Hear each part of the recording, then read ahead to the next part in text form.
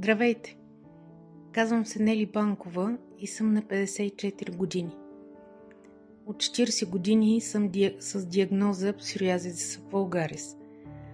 Бях в пубертета, някъде 14 годишна, когато за първи път се появи на палеца на ръката ми. И така с годините се появяваше на различни места, по ръцете, по лактите, колената, по стъпалата, по главата. Използвала съм какви ли не медикаменти, какви ли не кремове, мазила, но нищо не помагаше. Била съм и на кортикостероиди. Така, 40 години, докато един ден не се озовах в кабинета и след обстоен преглед ми предложи да минем на биологично лечение.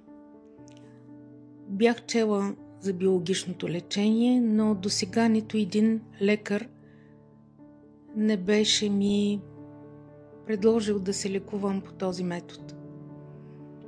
И така, преминах през обстойни изследвания, през комисия. Документите ми бяха пуснати за одобрение към здравната каса. Тук е мястото да подчертая, че биологичното лечение се поема изцяло като финанси от здравната каса. А то никак не е евтино. И така, вече съм на трета апликация. Още след първата апликация се забелязаха избледняване на плаките, почти изчистване на тялото, по ръцете, по краката.